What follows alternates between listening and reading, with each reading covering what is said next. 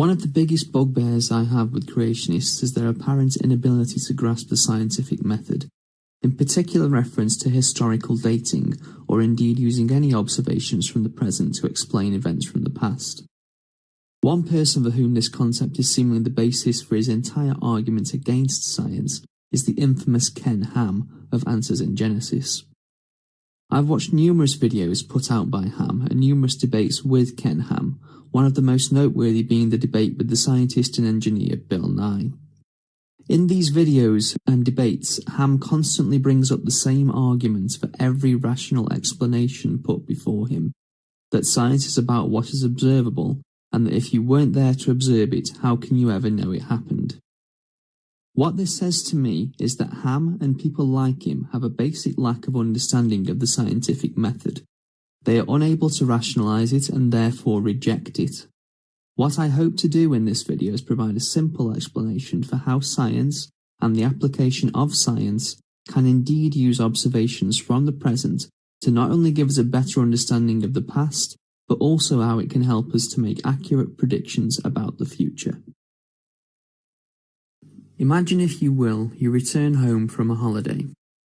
You walk into your kitchen to find the kitchen sink is plugged and the sink is almost full of water and the tap is dripping. You ask yourself how long the tap has been dripping, and using observations about its current state, you can determine with a high degree of accuracy exactly how long it's been. You sit and observe the dripping tap for some time and are able to determine that the tap is dripping at a constant rate. If you measure the amount of drips over a set time period, you'll be able to accurately determine the rate at which the tap is dripping. Let's say, for instance, you count the number of drips for 1 minute and count 20 drips. We could therefore accurately infer that it drips once every 3 seconds. Now let's move on to the drips themselves. If we take a measuring cylinder, the kind which can be found at most high school chemistry laboratories, we can accurately measure the volume of the drips. Again, the best way to do this would be to measure a number of drips, for example 100. If we therefore divide the volume of those 100 drips by 100, we can determine the volume of a single drip. Next, we need to move on to the sink itself.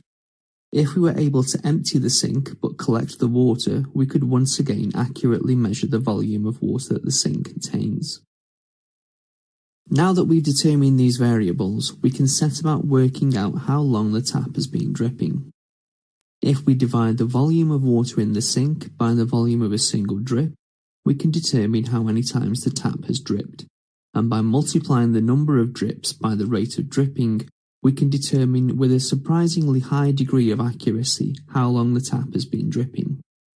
The same set of variables could be applied if the sink was a bath, a large water tank, or even a public cistern.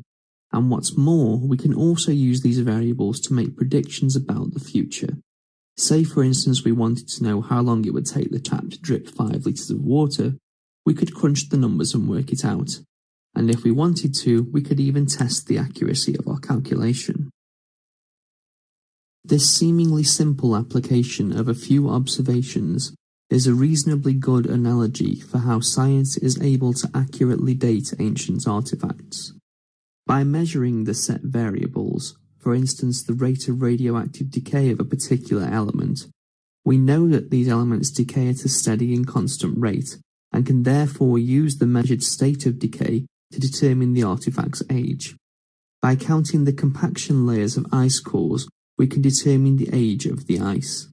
And by counting tree rings, we can determine the age of trees. Any argument against this kind of logic is futile, and when Ken Ham and the like try to argue against these points, their main point of debate seems to be the argument of ignorance. They nitpick at assumptions without realizing that the assumptions made are highly accurate and scientifically testable. Science doesn't have all the answers. In fact, that is perhaps the one thing that scientists can state as fact. Science changes and evolves as new and exciting discoveries are made, and science is never afraid to say it doesn't know. That is the one thing that drives scientific discovery, the desire to understand what we don't know. Where would we be if we didn't question the world around us? Thank you. I hope this video has helped regardless of your worldview.